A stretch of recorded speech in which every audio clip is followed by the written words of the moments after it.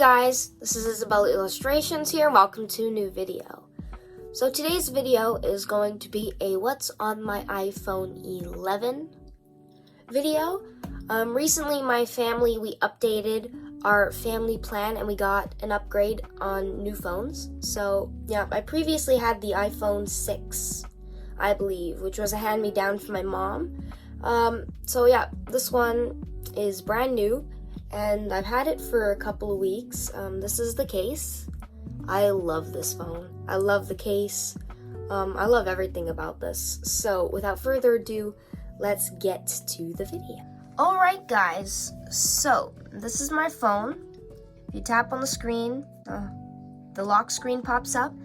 For my wallpaper, I just have a Star vs. the Forces of Evil poster because I love that show. Love that cartoon, and yeah, now let's open it. For my home screen wallpaper, I have the Owl House poster. I love that show as well, which is why all my wallpapers are cartoon posters. So yeah, the first app I have on this phone is Instagram. I barely check this on my phone because I use my iPad for mostly everything, but sometimes when I'm at school, it's easier to take out the phone to look at Instagram because the phone's right in your pocket, whereas my iPad's usually in my backpack and not in my hands. So yeah, sometimes it's easier to look through this on my phone, but I usually don't really look at Instagram through my phone. Next app is Pinterest. So sometimes if I'm drawing, let's say, and I need a reference, this is very helpful, especially if I'm filming with my iPad and I need to use a reference, then it's very good to get references from Pinterest. They have a wide variety of stuff that you can find, and it's just really great for references. And so I definitely like to use this on my phone whenever I need to.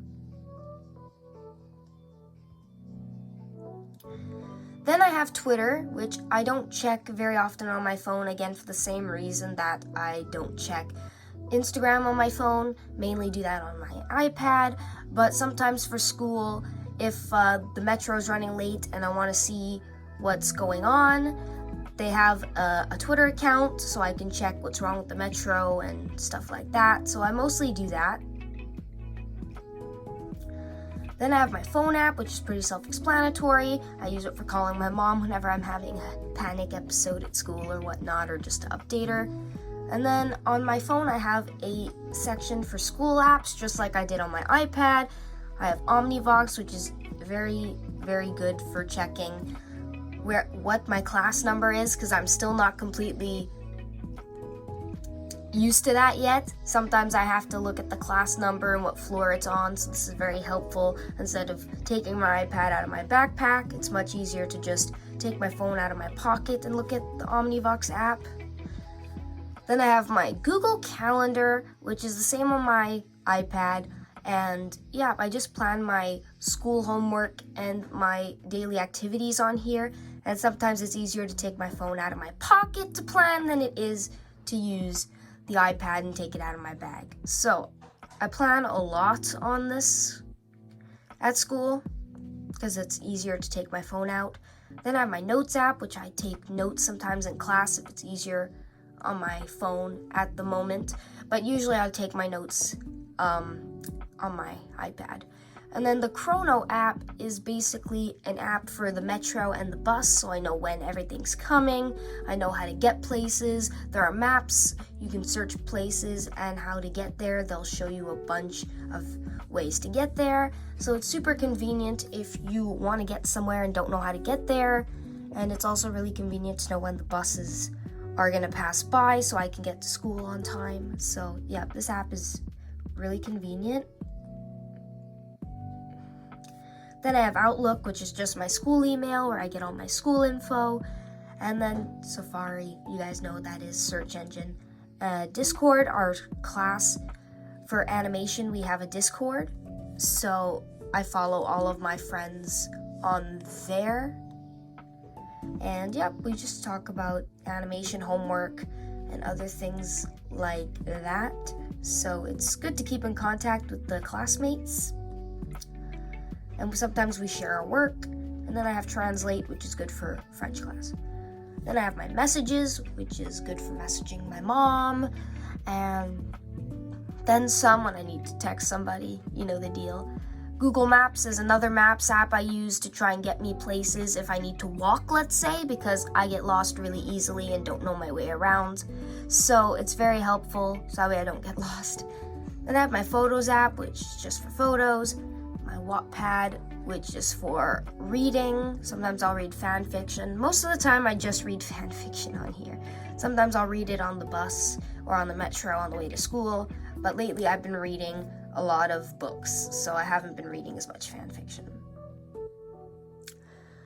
Then I have my fan fiction app, which is basically the same thing. It's just a bunch of fanfics,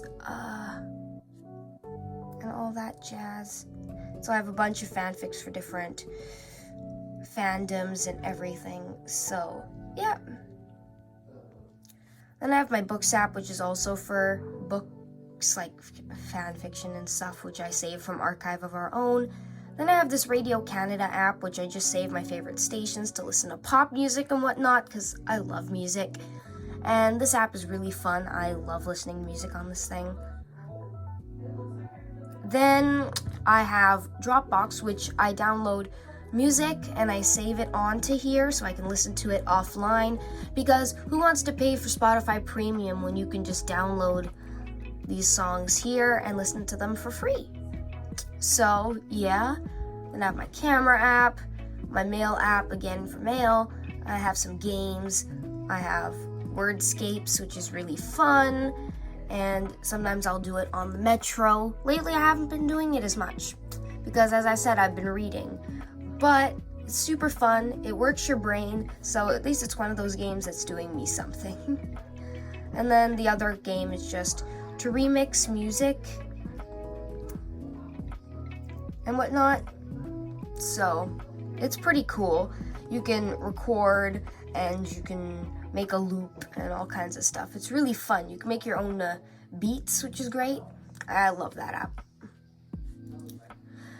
And then here is just basic utilities, app store, podcasts. Sometimes I'll save podcasts, but not very much. Contacts, my vaccination information. I have 3 vaccinations currently. Then I have my HP Smart app to print things, and my music app, which I barely use.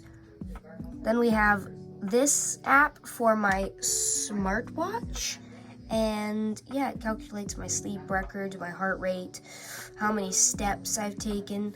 I don't know why it says my goal is 8,000 steps. It's supposed to be 10,000.